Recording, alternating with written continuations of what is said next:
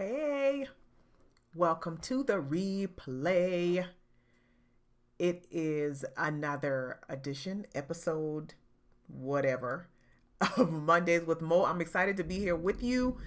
And y'all, it just started raining. Like, not little lightweight rain. It is thundering and lightning outside, and I just love it. I love the rain. I'm gonna hurry up and get done with this broadcast so I can go sit on Puerto Rico and enjoy this weather. So I'm excited to be here with you for another edition of Mondays with Mo. If this is your first time here, welcome to the Confetti Collective. We are a digital media platform for women, purpose-driven women like you, who are on a mission of discovering themselves and peeling back the layers of what other people have assigned to you and really discovering and learning who you really are, and in the process activating your confidence and practicing that every single day. So that's what we do here. I am Mo James, certified confidence coach and the founder of the Confetti Collective. And Mondays with Mo really is my opportunity. It's our weekly date night where we get together and chat about stuff and things, whatever is going on in the world, whatever is happening in your world, whatever is on my mind. And I'm excited to be here for this edition. It is August the 2nd at the time that I'm doing this live.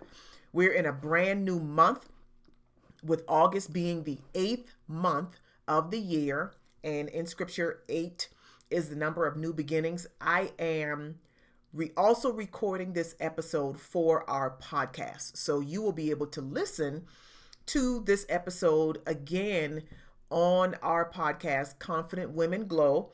You will see links posted wherever you happen to be watching this broadcast to subscribe for our podcast, which is a labor of love and is something that the women of the collective had been asking for years. And 2021 was the year that I finally got it together and and got the podcast up and running. So let's have a conversation about courage. Courage, courage, courage. And I have been marinating on this courage conversation for a while, partly because of what's happening in the news right now at the time that I'm recording this broadcast. You know, we've seen women like Simone Biles and Naomi Osaka hold their own boundaries and listen to themselves and really do what is necessary to prioritize their own needs. We've seen Issa Rae honor her boundaries and not let the whole world on her business and let everybody know that she was getting married. And even further back, we saw Meghan Markle speak her truth about how she was being treated as the Duchess of Sussex, and all of these women in their own way shook up the expectations. They literally upset the apple cart of expectations. And that is what courage allows you to do. Courage allows you really to show up and be, do, and say all of the things that are outside of the lines that have been set for you.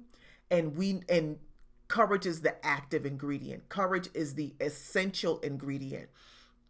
And like I said, I've been thinking a lot about courage lately, really as a pillar of confidence, simply because we are seeing more women on a global scale, and you might even be seeing women do this in your neighborhood, but really making moves that are aligned with the quality of life that they desire to live. That's what it's all about. It's making the moves and designing your life in a way that supports who you are becoming or who you know yourself to be, and recognizing that everybody is not going to be happy with it, and that's okay. It's not about seeking validation. It's not about other people co-signing on what you are doing, but it literally is about just being led by the truth of who you are. And courage is the ingredient that allows us to do that. So I wanted to have this conversation because I think it's necessary. It's not enough to call ourselves confident. We need courage to be able to walk in our confidence, to actually do the things, take the actions, say the words that will allow us to be confident. So, what is courage? Courage is the ability to do something that causes fear. It's an attitude of facing and dealing with things that we recognize as being difficult, simply put. And as confident women, we get to choose. Not just confident women, but everybody gets to choose. Confident women make the choice to not allow their fear to run the show. Confident women leave room for their courage to rise, right? Because she knows that when her courage is in place, she can move through and do all the things that is necessary in order to walk out her confidence journey. That's why courage is so important. It is a pillar of confidence. If you don't have courage, you can't fully thrive and fully live in your confidence. And here's the thing. Being aware, self-aware, allows us to discover our courage on a higher or deeper level. We have to be self-aware. We have to have the courage to look at ourselves objectively, to hold ourselves accountable, and decide that we're going to do better. We're going to become better, which will allow us to do better. So the Latin origin of the word courage is cor, which means to speak one's mind by telling all one's heart. I'm going to say that again. The Latin origin of courage means heart. So that is to speak one's mind by telling all one's heart. That's what courage is.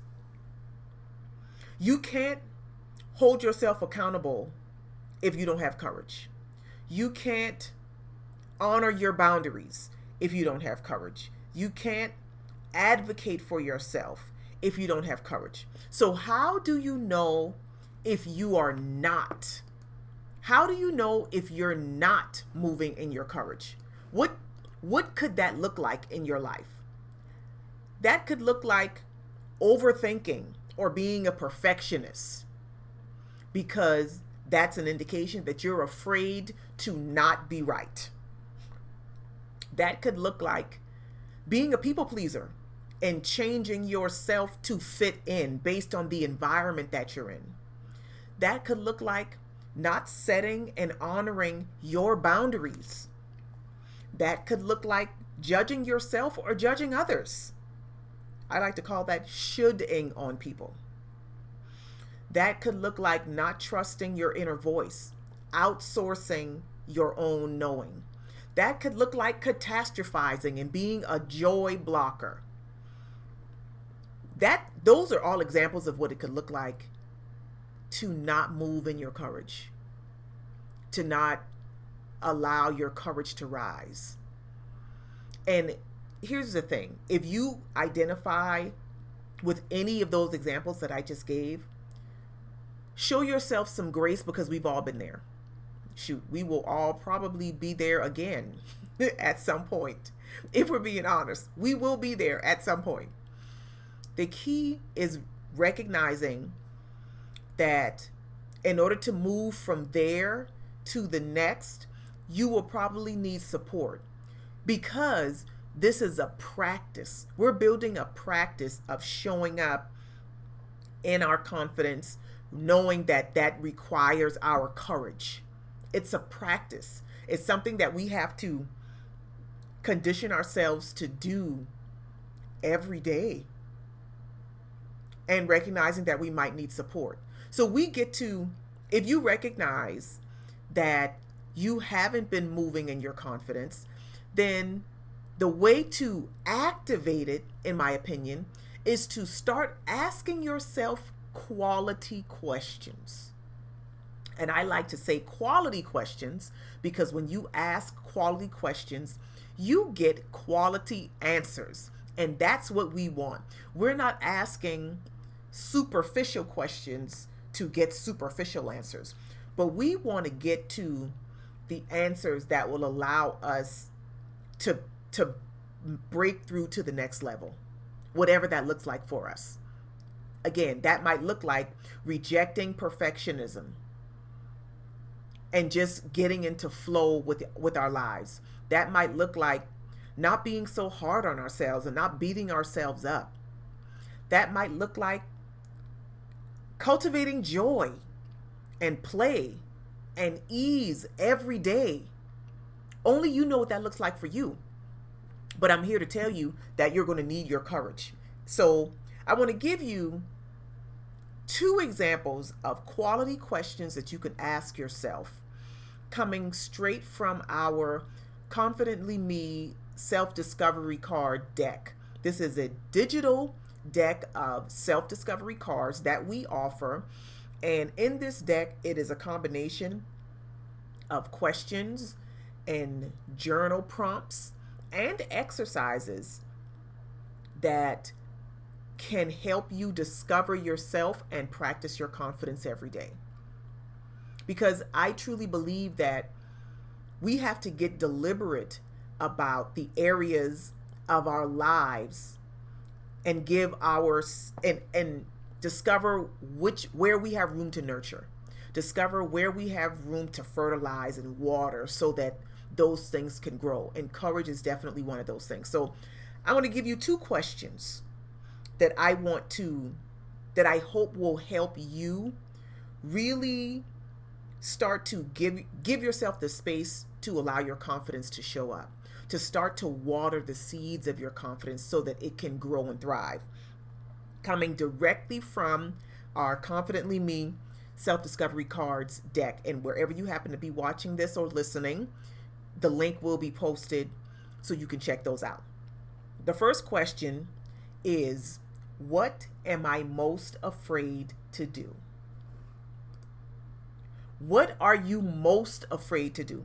What is the thing that you perhaps wrote down in your journal 9 months ago, 2 years ago, 5 years ago? Maybe it was an idea, maybe it was a goal, whatever it was. And over time, fear has stepped in and created a separation between you and that thing. What is it? You want to be able to identify that thing so that you can shift your focus in that direction. What are you most afraid to do? And you might have a list, you might have 3 or 4 things, and that's okay. That is okay. We're taking ourselves through this exercise and we're asking ourselves this quality question so that we can at least allow those things to come to the forefront of our conscious mind, so we can start to direct our attention to it, and we can start to practice letting our courage get us there. We can start chipping away at the fear that is keeping us from doing the thing and eventually do the thing. That's question number 1. Question number 2 is this: what are some things that you would like to say no to?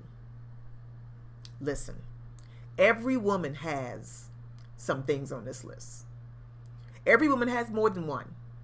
There are some obligations, some assignments, some things that once upon a time you said yes to, and now that you have changed, you recognize you would like to say no. You would like to not be doing those things anymore. You would like to not be responsible for managing, handling, leading, guiding, whatevering those things anymore. What are those things? Again, the key here is giving yourself the space to be honest about what those things are and start practicing addressing everything that's on that list. That's how you allow your courage to start to show up. That's how you give yourself the space for your courage to expand in your life. What I want us to understand is that our lives are the accumulation of every single day.